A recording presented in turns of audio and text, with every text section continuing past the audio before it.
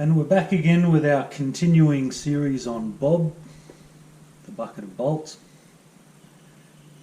We've assembled the left-hand crankcase, this side of things, in our previous video. The video before that we focused on the gearbox and putting the two halves together and sealing it up. So what we're going to do now is we're going to flip it over and assemble all of the things that go inside the right-hand crankcase cover. So we're starting to look like a complete engine at this point, at least as far as the bottom end's concerned. So what we're going to do first up is we're going to install the gear shift lever shaft seal, this little gem here. We haven't put it in up until this point because we didn't want it to get damaged. Easy as that. Now, I like to just put a light coat of oil around the outside of seals. When you put a seal in, you need to make sure it goes in nice and square. And this one's a nice, easy one. It's basically pushing in there quite well. Nice.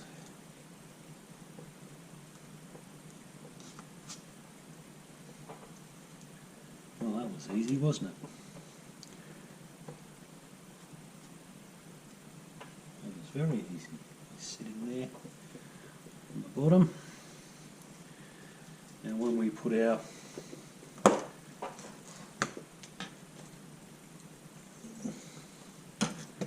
selector in,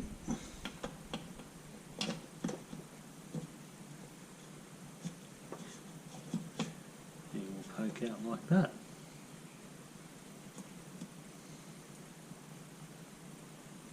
Too easy. But we're not quite ready for that yet. Let's flip it around and start assembling.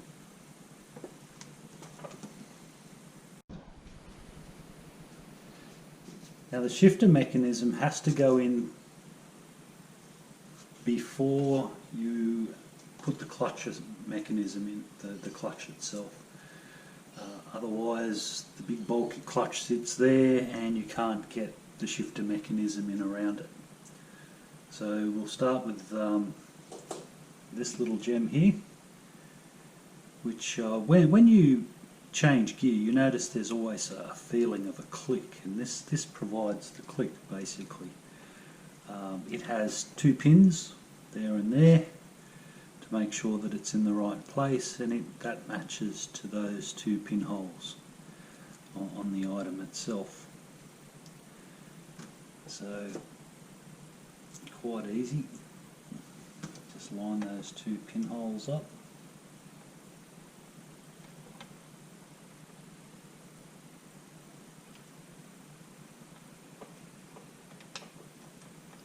There we go.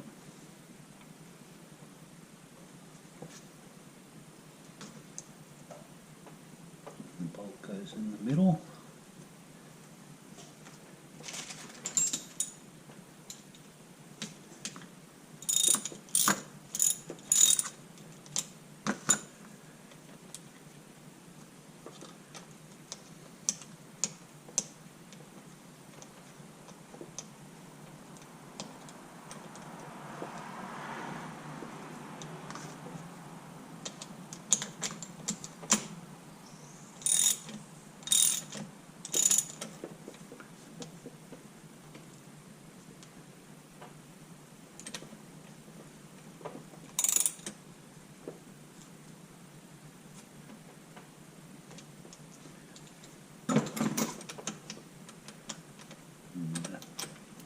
Flipping us between the gears.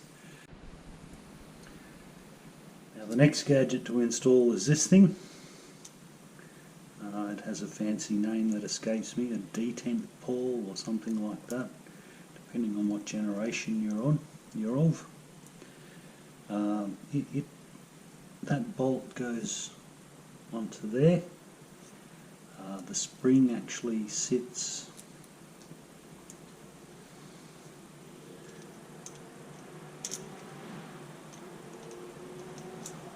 so.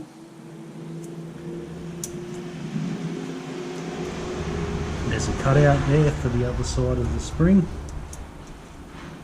and it just basically centers on the drum there so that it is the bike is in the correct position. That drum there is in the correct position so that you're fully in gear.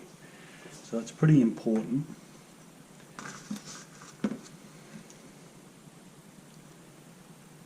And usually I would have the bike, the motor in front of me, but I've got it at an angle so you guys actually get a view.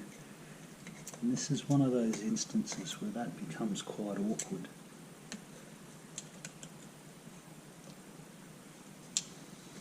Oh. I'll try my best.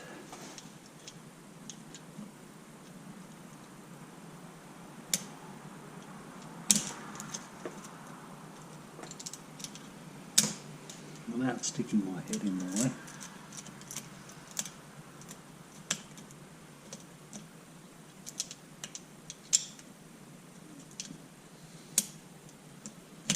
Aha, gotcha.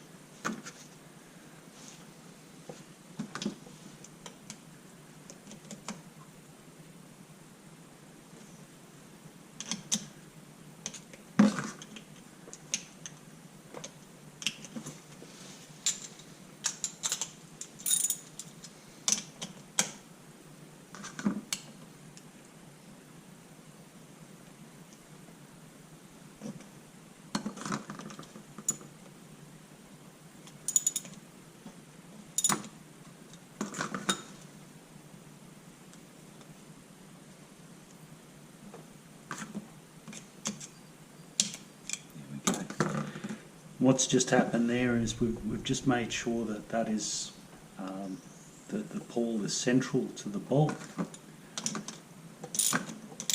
suddenly we can tighten it up further.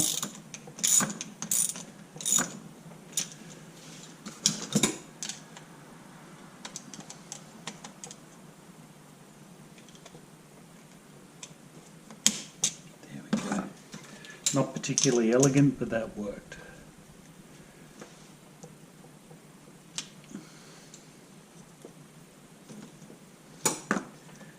Need to make sure that that all moves freely, and it does. And there's no gap between that washer and the mating face of the pawl, so I know that's centralised. You can see it's centralised as well.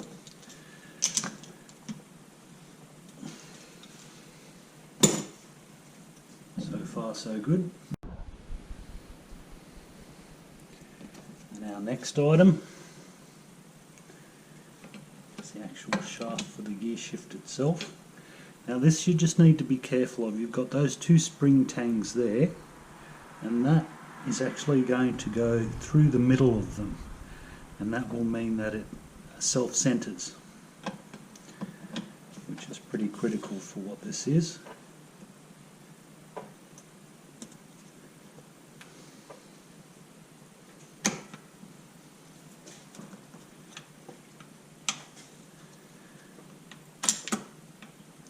That's how your gear selector works. So you can actually see it.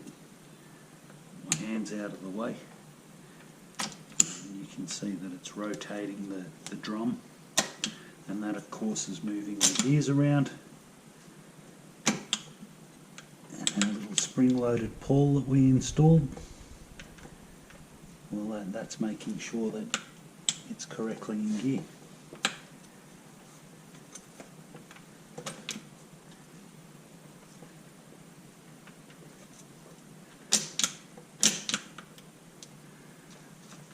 That should be first. So that's definitely in gear. That is neutral. So everything appears to be doing what it's supposed to do.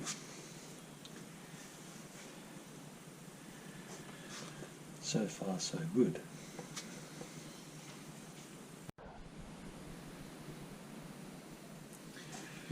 Now on your crankshaft,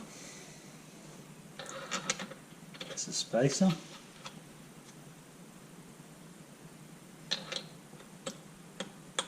And a drive gear.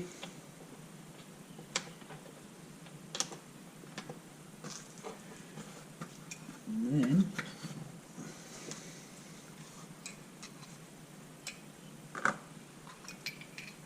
we can grab our clutch. Don't forget that little gem.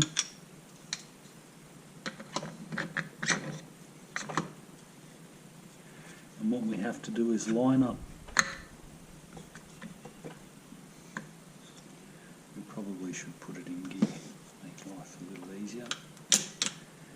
Briefly, because then we can grab the output shaft where the sprocket goes on and hold it still, and even rotate it.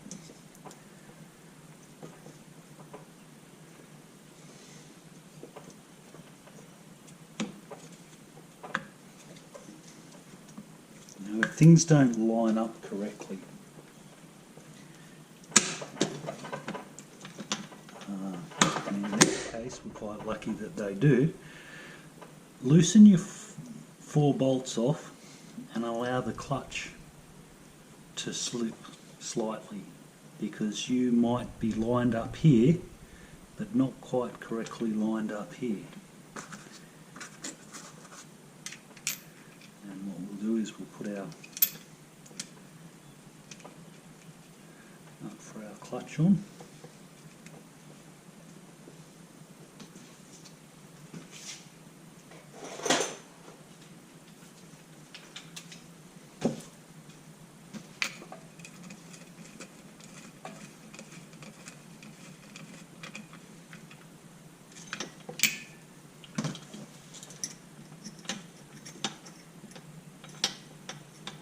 Starting to happen now, isn't it?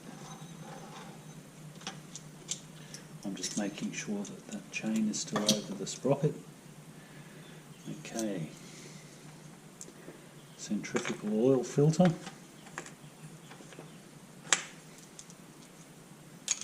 Just slip straight onto the end of the crank. Now, what you will need is one of these little special tools.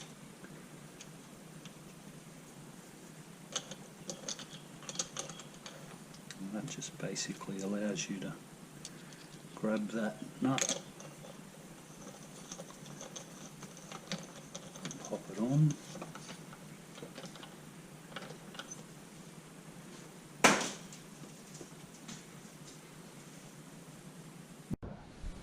Now, I'm expecting questions about that. With small motors you are going to see castellated nuts and the like. This is a Honda tool. You can get them other places though, non-genuine ones. eBay most definitely. And all it does, as we've gathered, is just allow you to grab that properly. For some reason they haven't used a normal nut in the middle of that, and for whatever reason that is, that's fine. So you will need one of those. I'll see what I can do about getting some of those in, just to make your lives a little bit easier. Now, this little gem here, the clutch center nut needs to be torqued now to 74 Newton meters. And the crankshaft, the oil spinner nut needs to be tightened 64 Newton meters. So this is where not tightening up the crankcase on the other side comes in quite handy. Just get those gems out of the way so we can take this off again.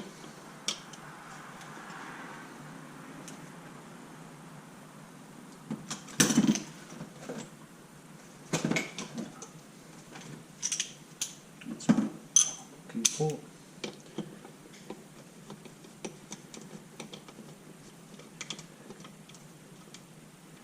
You guys have probably noticed I do this a lot, where I'm putting an extension bar on or a socket just so I can use it as a hand tool.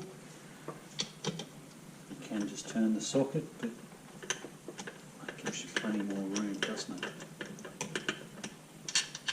So this little gem is going to be magnetic. It's not going to be all that cooperative. Not the slightest bit cooperative.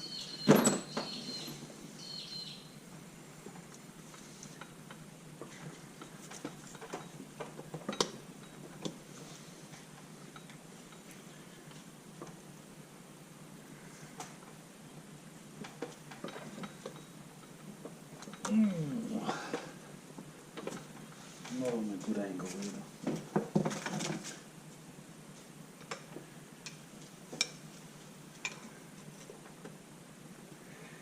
You can use screwdrivers to prise, but use a bit of common sense as well. Okay. You don't want to damage any of your gasket faces with the screwdriver, so always gently.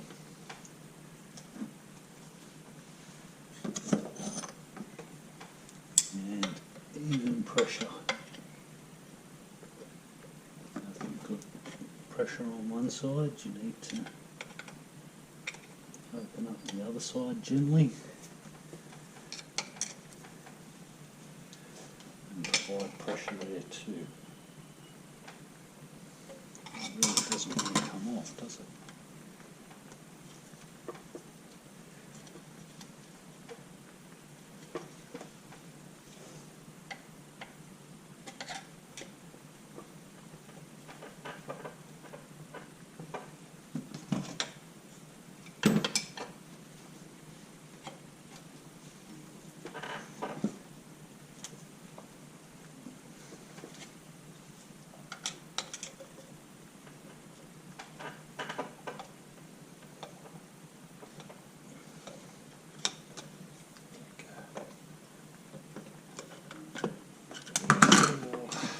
Okay, most of that was the magnetic flywheel refusing to let go.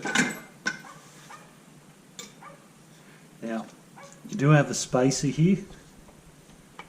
Don't forget it. That spacer goes onto your starter motor reduction shaft.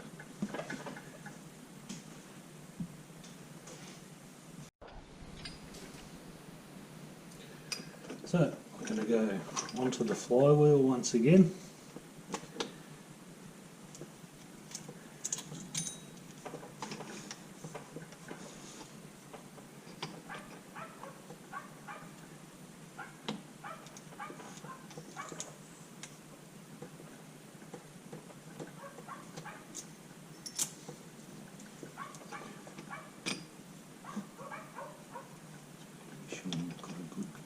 Grip on that, and we're not damaging the raised section that triggers your ignition.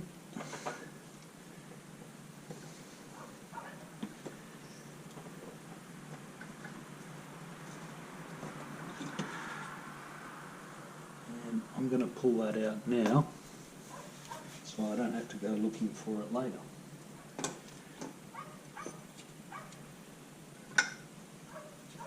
Now we should be in gear, so we've effectively locked the flywheel through the primary reduction to the secondary to the clutch. So both of those members are now very difficult to turn and actually held by that little gem there.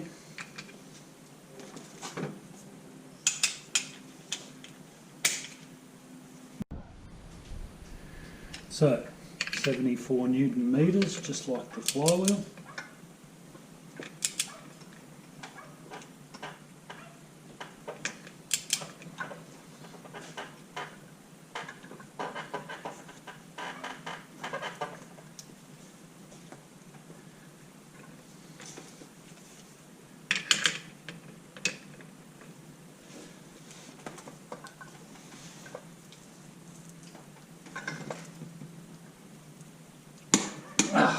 quick.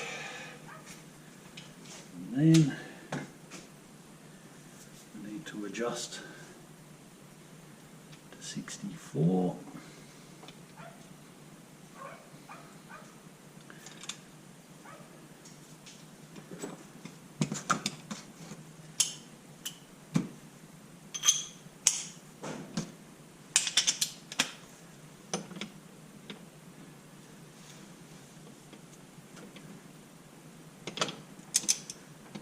This is going to be awkward.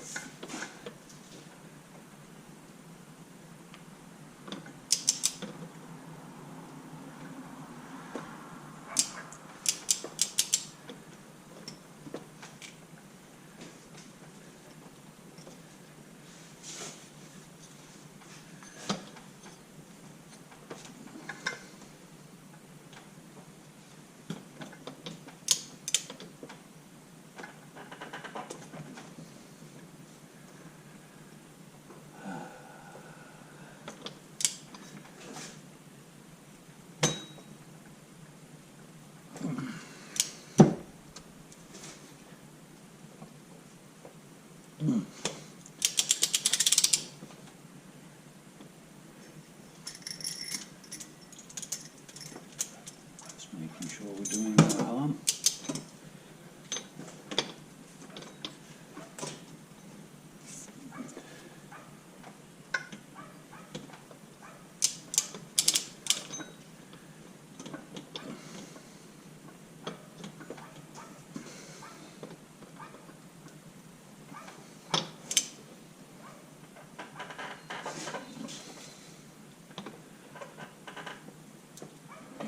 Whoa, my God, 64 Newton meters is a lot.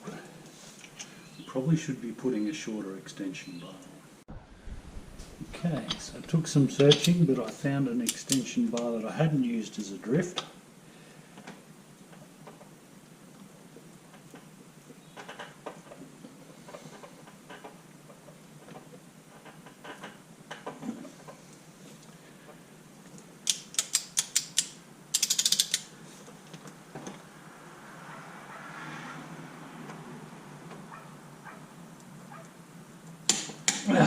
And we got champion effort.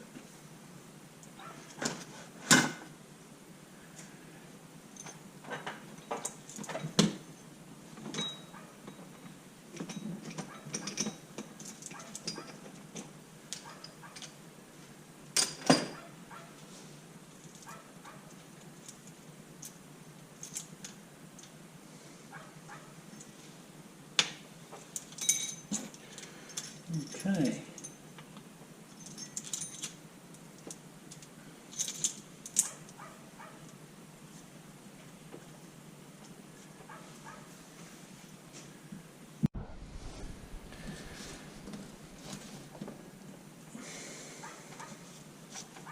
Now, how's the view there? It's shining. We'll move that a bit.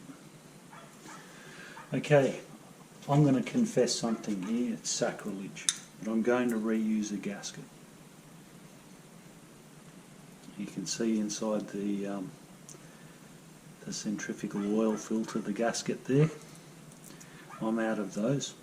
I've given a few of them away recently, to be honest. Something to do with that video on changing your centrifugal filter. Now that gasket is okay.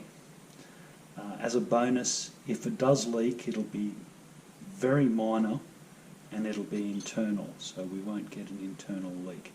But this is not, this is one of those grey area gaskets. If it was a crankcase cover gasket, most definitely we'd be replacing that. Now that just simply pops over, line up your holes.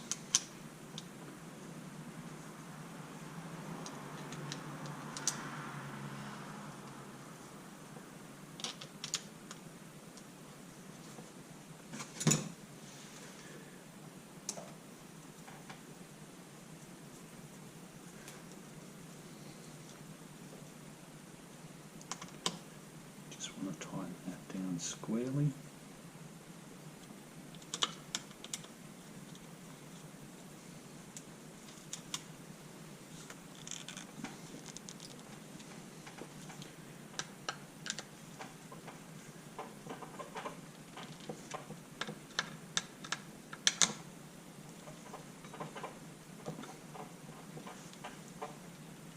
not too hard, because eventually you're going to have to take it off again.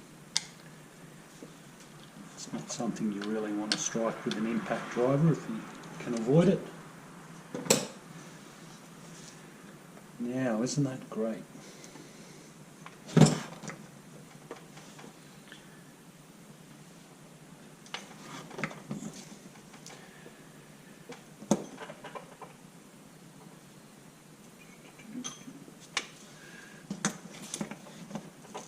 Okay. The next item is the oil pump. So that's pretty much as you would have taken it off. You've got two locating dowels, one there, and you just pop it in there and locate it.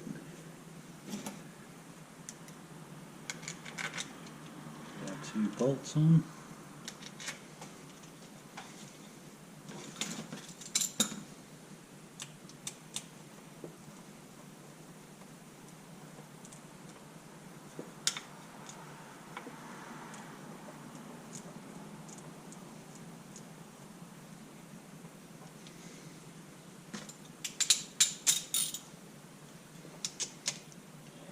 You guessed it, 12 Newton meters.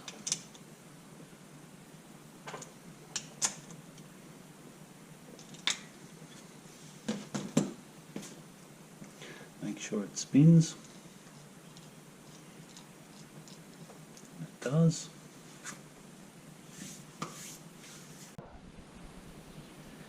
And finally, the oil pump drive gear. Now it has a sort of a square metal cutout on the front there, so that gives you a bit of a clue as to which way is outwards. And that's it. There's nothing actually retaining that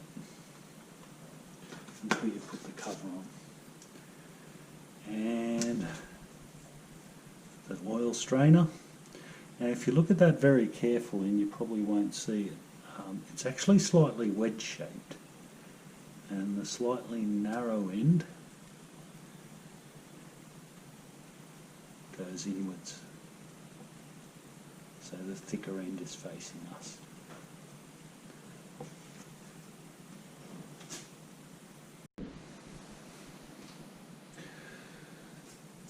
So now we're really progressing.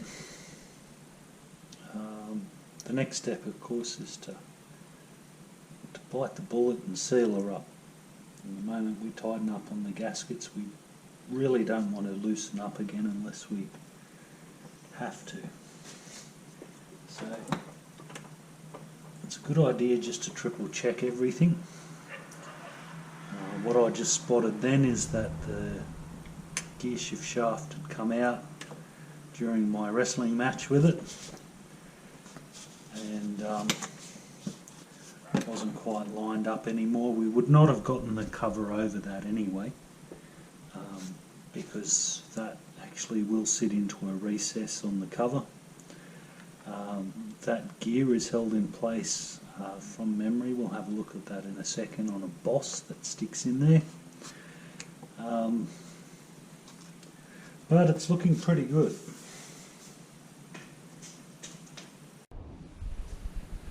So for the cover we have two locating dowels, one there, one there.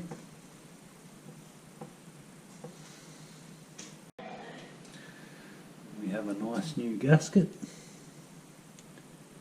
which will go on there.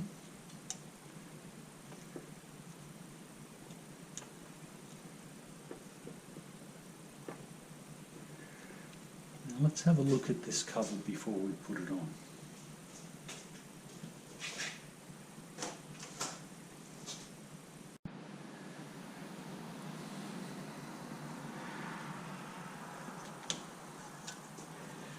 One thing you need to watch on this cover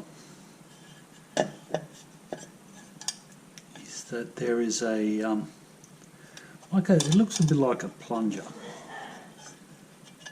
and it is basically controlled by this arm here, and its purpose is to operate the clutch. Now it has a spring. See the tang on the spring there? That needs to be engaged there on the crank, on the cover itself. And this little gem sort of slides in and locks in when it wants to. There we go. And you can sort of feel that drop into place as I'm moving the arm there. And it actually locks up quite hard. And that pushes against the centre of your clutch bearing. And in turn that pushes against that bracket there and disengages your clutch. So I guess the last step is just to pop that in there. Make sure it's happy. Don't believe it's sided. There's the boss for the oil pump, so that will thrust against there.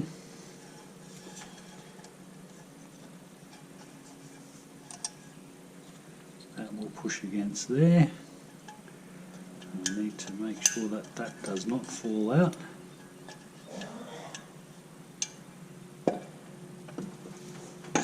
You can put a blob of grease on that. We'll probably end up doing that, but we'll try just popping it on there, and we'll see what happens.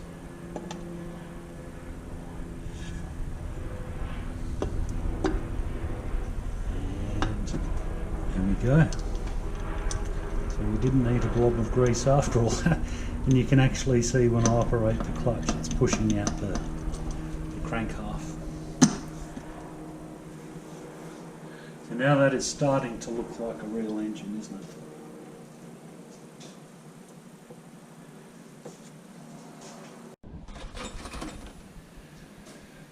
Now we're going to put some bolts around it.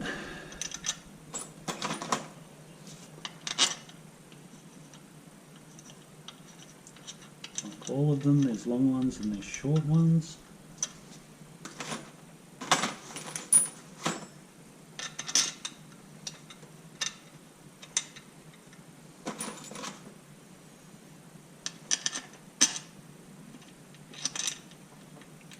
So that's definitely an even shorter one. So he goes up there.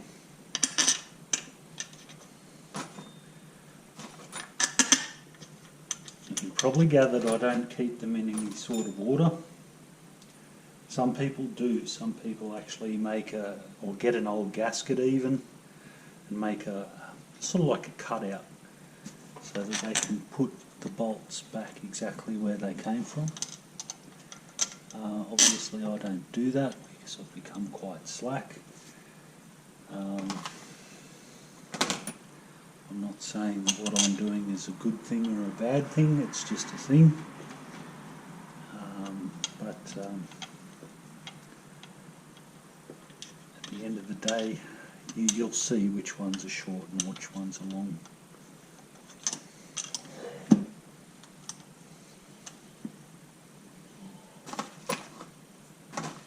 Now at the top where this bracket goes, your clutch cable goes in there. You'll see this on your own bike, and the end goes on there.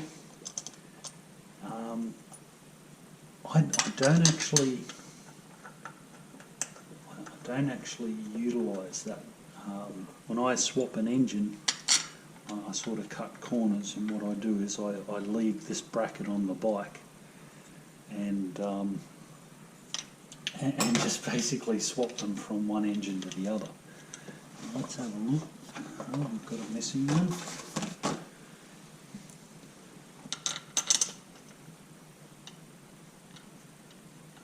There we go. put those two bolts up there just to make sure that the gasket is in the right place.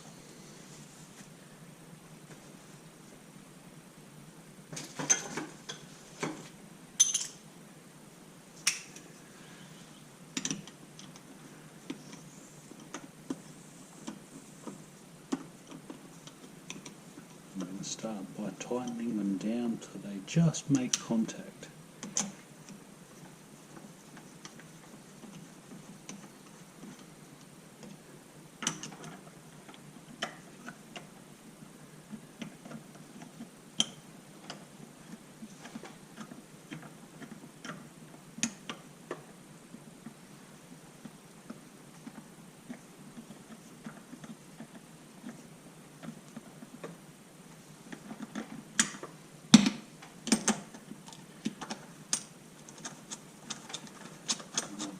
Four that are roughly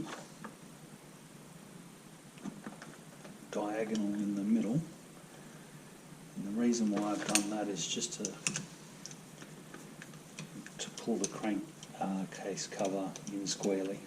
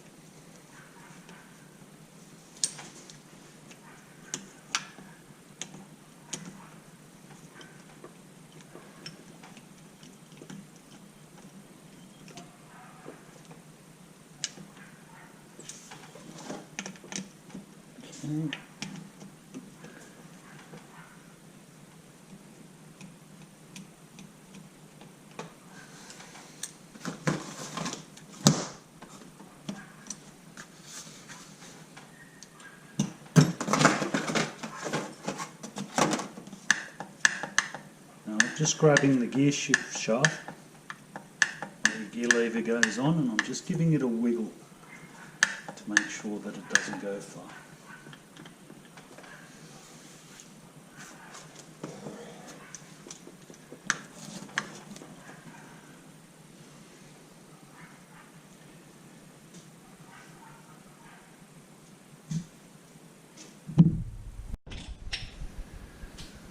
Okay, so they're all on until they make contact.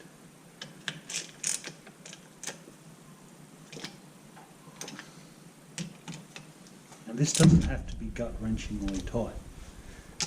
All it has to do is not leak. So you guessed it, 12 Newton meters.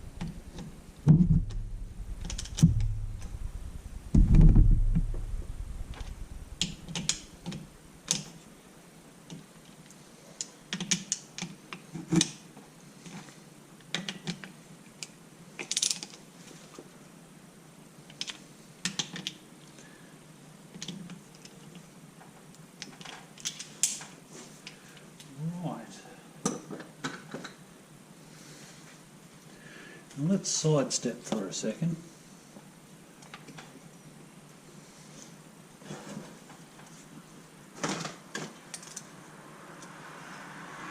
That's where your drain plug goes. The oil, when you give it an oil change.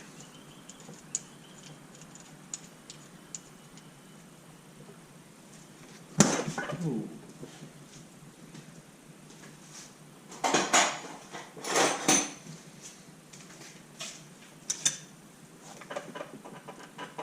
That's another thing that doesn't need to be incredibly tight, because all it does is fill a hole.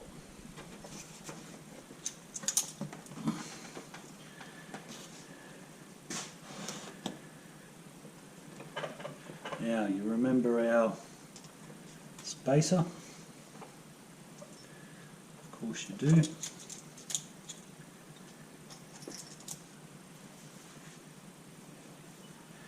What I might do is just draw your attention. Let's see if we can get this engine right up there. Yeah. You can see the timing indexes there. I'd like to draw your attention to them because we're going to need them later. Now the direction of the rotation of the motor is that way, anti-clockwise from the position where you're looking at it. So that is our F index, and that is our T index, and T stands for top dead centre. Now when we install our camshaft up here somewhere, we're actually going to have that, there's a sprocket, the sprocket on there will have a line through it that is basically level with these bolts on most of them, but not always. Or sometimes it will sit like that with the line through the sprocket, and we're actually going to line that T index up with a pointer that's under this cover here.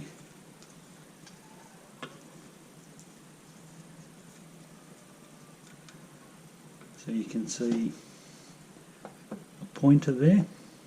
It's just a little mark on it basically, and when that pointer lines up with that index, that pointer I guess, then the engine is what we call at top dead centre, which means looking at the connecting rod here, it's up as far as it can go. So it's up at the top, and if you look at the crankshaft, there goes our washer, it's dead in the centre, top dead centre.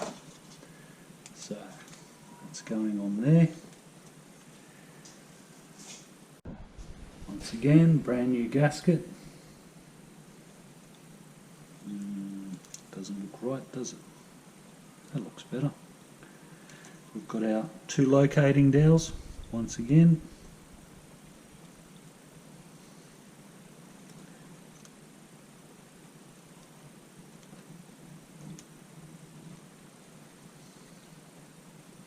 And the gasket is cut very neatly.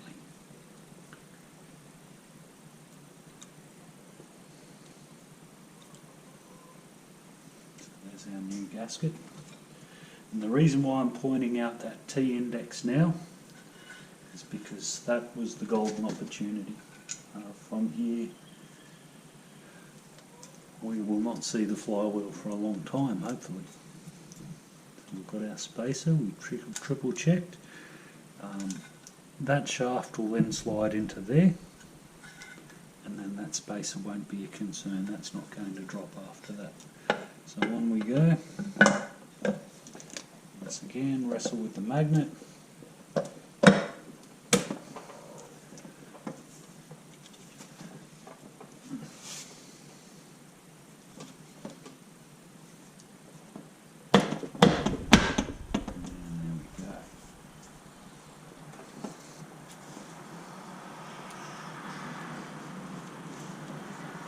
That they're on. We're going to need access to both of those later.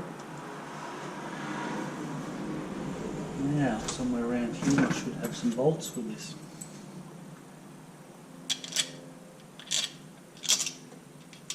That one, that's too short, it's a good size for that, and a good size for that.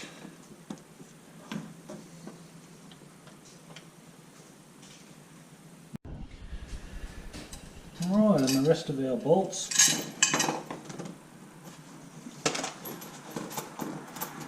still in the old cover.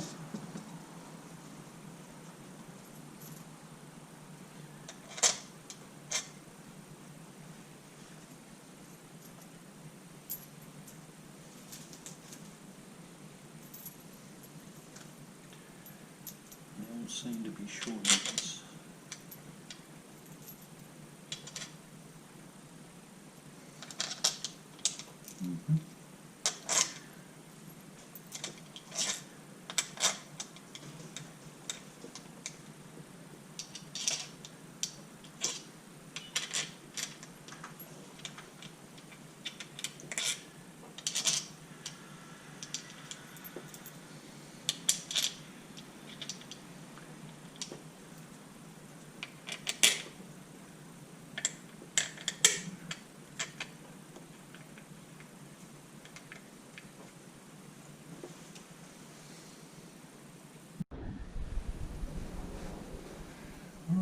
So I had a missing bolt, and I would say that was from when the generator was taken out by the wrecker.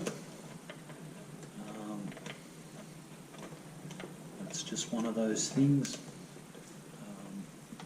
I actually got Bob here at quite a good price, but you can imagine they were fairly certain that I wasn't going to get the thing going in a hurry. And I suppose in a way they were right, because I did certainly take my time. I did eventually get another engine that I used for testing the big bores from a private individual. His bike was a statutory write-off and they let him keep the wreck.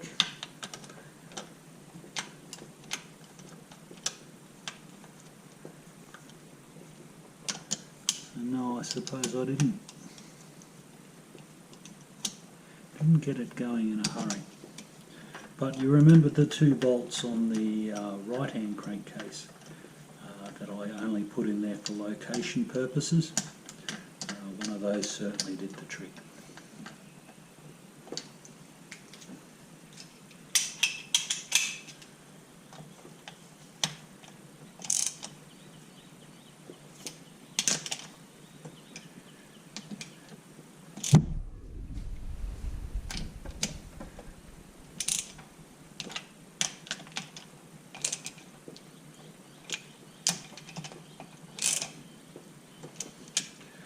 Can't emphasise enough, don't go crazy on these. You really just need to, like that's finger tight and there's barely a quarter of a turn in it, and that's tight enough. All it does is press against that gasket and stop a leak, nothing else.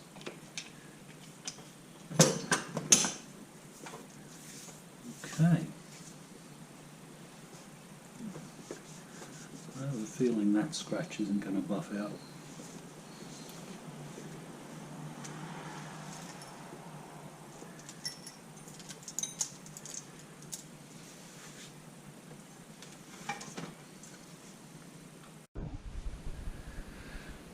Let's have a look at what we've got. They also scabbed the dipstick at the wrecking yard. How weird. So we probably want to start filling holes at the moment, because although I haven't been boring you with it, everything has been cleaned. This engine was cleaned before it was assembled. I'm sure you guys don't want to watch me scrub parts. I certainly don't like watching people scrub parts. So I haven't bored you with it. But we need to keep the engine clean. So after I've assembled a portion of it, I've always stored it. These are brand new rags. They're clean. They're kept clean, and that just means that when Bob goes together, there'll be no dirt in there to shorten its lifespan.